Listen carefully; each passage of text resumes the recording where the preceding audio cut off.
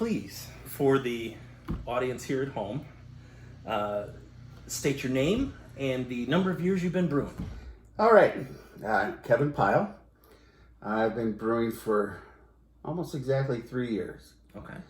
Steve Trinka had me come over and help him with a brew, and that just started things off.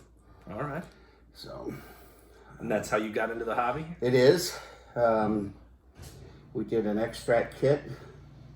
It was a Northern Brewer Chinook IPA or Pale Ale, and turned out good, I thought. I wasn't nearly as discriminating then as I am now with beers, especially my own. Are you ever? Not too much. Not when you start there? No, well, not after a few, that's for sure. But it seemed like a fun hobby and something new to get into. All right. So that first IPA or first Pale Ale was a Chinook beer, and you liked it overall? I mean, enough to keep you going in the hobby? I did, yeah. And I think that was a kit that he had, an extract kit, and I ordered, they had a sale, 3 for $45 or something, so there's more than that, I guess. But so I ordered 3 kits, and I did those 3, and it wasn't long after that I was reading more about all grain and decided to get into that. But I think extract is a good way to get people going. Mm-hmm. I'm with you there. What would you say are your favorite styles to brew? I tend more towards ales. I'll on a hot day, I don't mind drinking a Miller Lite, a Busch Light, or whatever, but it's not my favorite beer to sit down and enjoy. So I tend more towards IPAs, APAs, red ales I like a lot. I love it when Oktoberfest time comes around, even though that is a lager. Tastes more on the ale side. So those are probably the most common ones that I do, because I like to drink them. So and Dave, my next door neighbor, likes to drink them, which otherwise I couldn't get through 5, 10, 15 gallons of beer. So. Support your fellow home brewers. Exactly. Drink their beer. Help them brew more. There we go. Yep. That's our public service announcement. Throw them a 20 once in a while. That helps too. Mm-hmm. Amen, brother. All right. So same beers that you like to drink are the same beers that you tend to brew more often? For the most part. I do like, I have friends who are like, why don't you ever brew a Busch Light clone or something? So I've tried a couple of those, and they seem to enjoy them. It's just not something I want to put that much work into. Just not for you. Yeah. I got you. What would you say in your brewing day is like your key piece of gear, like your key piece of equipment? What's that tool in the arsenal that you absolutely love on brew day, or packaging or otherwise? I mean, you tell me. I made a lot of my equipment. I made a mash tun out of the igloo cooler. I made kegels, and I have recently installed a sparge apparatus to the underside of the lid of my igloo cooler to both sparge and do a recirculating mash. And I really like working with that. I've got to get the sparge part down a little better, because I feel like it's going too quickly and not getting all the efficiency that it could be. But that's something to work on. But I really like that setup, and I like messing with the hoses and getting everything hooked up to the pumps and just getting it right. And that's fun. But like I say, I've got a kid, my wife's cousin. Yes, who wants to get involved. He asked me to do a brew day with him, and I've already decided we're not going to do an all grain brew day. You'll scare someone away by the time involved and the equipment involved.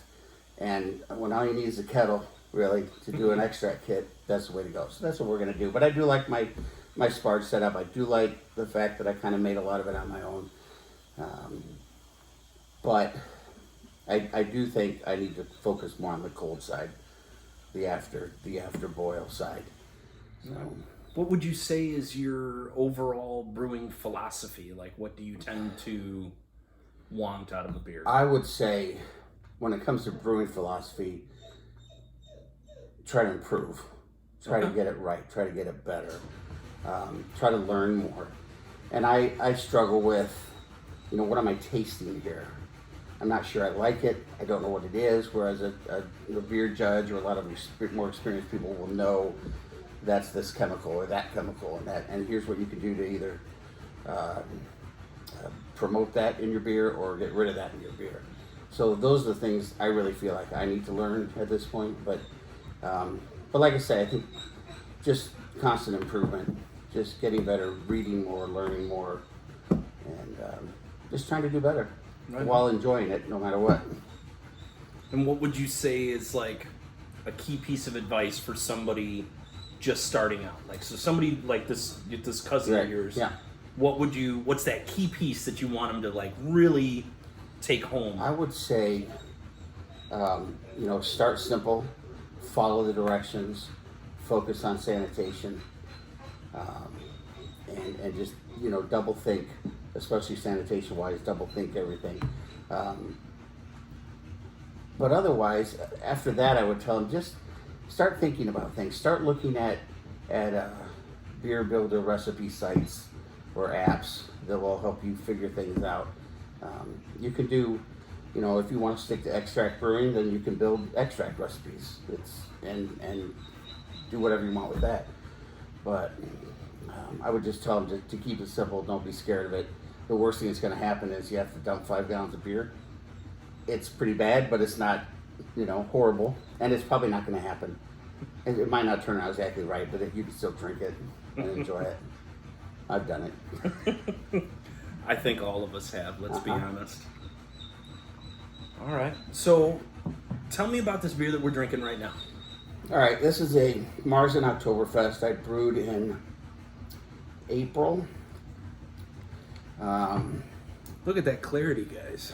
Look at that. Wonderful. I lagered it over the summer. Let it sit until mid-September, I guess, late September, before I kegged it and carbonated it and put it on tap. I'm okay with it. It's not my favorite, but it's drinkable, I think. It's definitely drinkable. I don't know. I haven't had like a beer judge drink it and tell me if it's a very solid representation of the style or not. I think it's a little lighter, a little less malty maybe, but it's not bad. I ain't gonna complain. I'm gonna tell you that. Yeah, so that's what we're drinking here. I can tell you I'm happy with this. All right. It's crisp, it's clean. It is. It's not overly, like, I'm not a beer judge either, but from the Marzen perspective, like, there's a lot on the market that get a little too thick, a little too almost cloying. You kind of, smack your lips with it, and this is nice and crisp, and there's a nice malt crispness to it, and it's not hoppy in the nose. It's not, it's firing for me on all cylinders. Right. I mean, I think it's the best of what I've got on tap right now. I will say that. I definitely wouldn't turn it away. Yeah. So again, today I'm here with Kevin Pyle, and this has been your Brewer Spotlight. Cheers to all. Cheers.